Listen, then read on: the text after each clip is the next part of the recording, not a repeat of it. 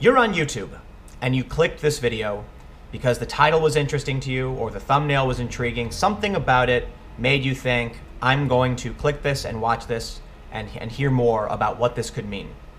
And that means something already. It means that you are actively looking for certain stories. It means you are engaging in news and politics.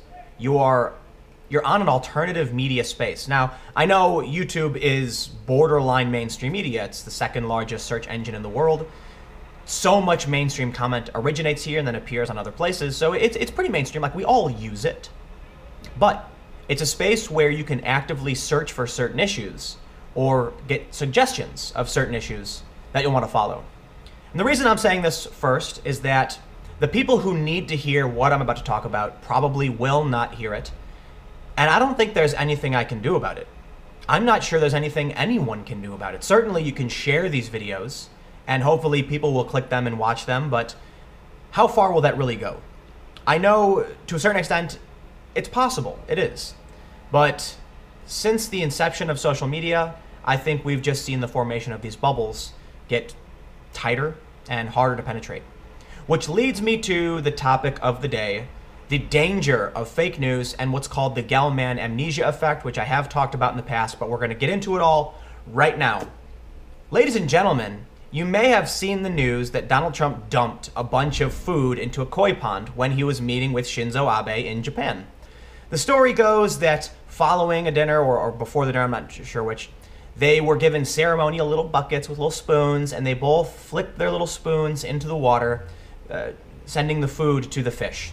And then, according to many outlets and journalists on Twitter, Trump grew impatient and then just dumped the entire box into the water.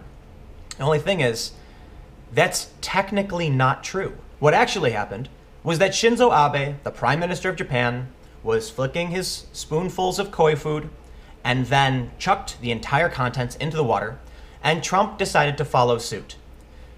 For whatever reason, ABC News ran a clip of this that was zoomed in on Trump so you could only see Trump doing it, and then some other personalities tweeted out a photo of Trump dumping the food in the water, which led to a massive viral outpouring of people saying, oh my God, Trump can't even feed fish right.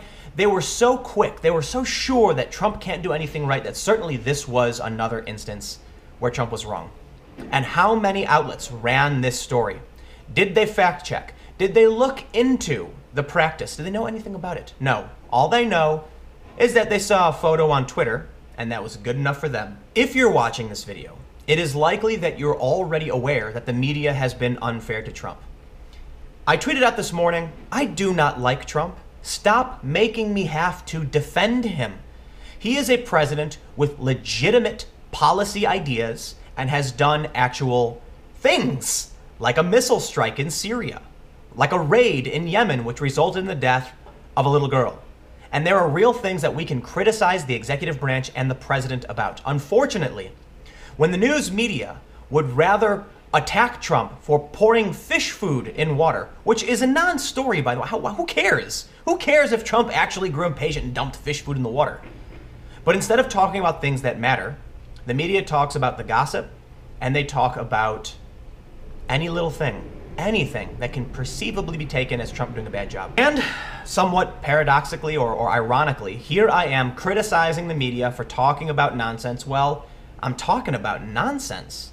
While I'll admit that it is a bit nonsense to even try and refute the story of Trump pouring fish food, the bigger story here is not about Trump and fish food or Shinzo Abe. It's about how the media will literally take anything they can to attack Trump even when they are wrong. Take, for instance, GQ, which had to issue a correction because they criticized Donald Trump's call for the death penalty for a terrorist and not for the Las Vegas shooter. Why?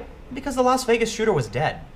Then we have Keith Olbermann doing basically the exact same thing, where you have people who don't even know what is happening in the world ready to criticize Trump incorrectly. There's the all too famous story of Trump getting 2 scoops of ice cream when everyone got 1. Yes, in an interview, in a scoop from Time magazine.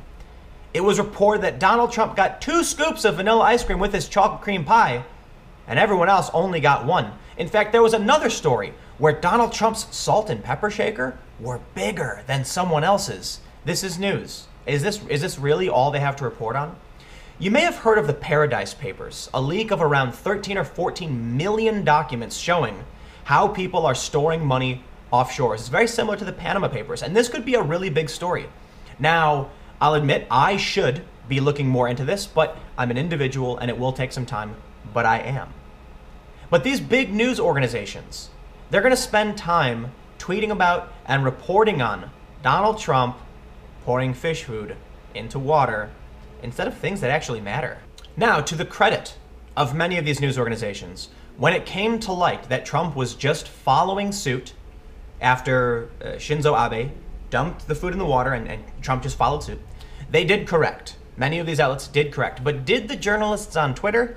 Unfortunately, many of them did not. Now, obviously, I can't check every single journalist on Twitter, but of the few that had high-profile tweets, I didn't see a retraction or a correction or an update. Which leads me now to a couple more ideas that I've talked about relatively often, but I know that not everybody watches every single video. So there's a thing called the Gell-Mann amnesia effect. And I'm just gonna give you you can Google search it, but I'm just gonna give you the quick rundown of what it means. Let's say you are an expert juggler, and you open up that newspaper to see a story about juggling, and you say, my God, that story's absolutely wrong. That's not what juggling is like at all. I would know. I'm a juggler. But then you turn the page and there's a story about foreign policy war with the president, and you go, wow, I didn't know that. The idea is that you will see a flaw in the reporting when you are an expert, but you will forget about that bad reporting the moment you come across a subject in which you are not an expert. Now, there's another concept that I talk about relatively often, and this is the idea that a journalist can tell you the truth, perfect truth, and lead you to the wrong conclusion. You may be familiar with the dihydrogen monoxide prank, okay? I made a video about this. Maybe I can link it in somewhere. Now, dihydrogen monoxide kills people very often. It eats through metal. It's used to clean engines.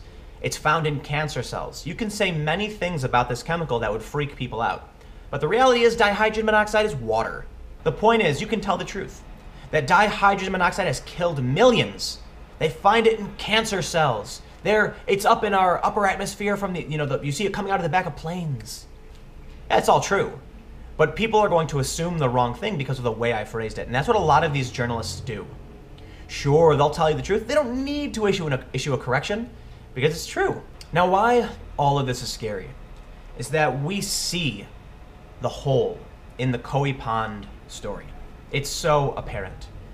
We can look and say, wow, all of these journalists and all of these news outlets were wrong, essentially spreading fake news because they don't vet their stories. They don't look into the practice. They don't watch the entire video. They just retweet what someone else tweets. Everyone's just eating their own waste, their own crap. Journalism is a community, and all of these journalists know each other. Obviously not all of them know all of them, but many of them know each other, and they go to conferences together, like the Online News Association, which meets every year. And these people gather around, they all talk to each other, and they believe each other. So when one of them is wrong, everyone else just says, they're a journalist, it must be true. Because the assumption is that everyone's actually doing a good job of fact-checking. The reality? No, they're not.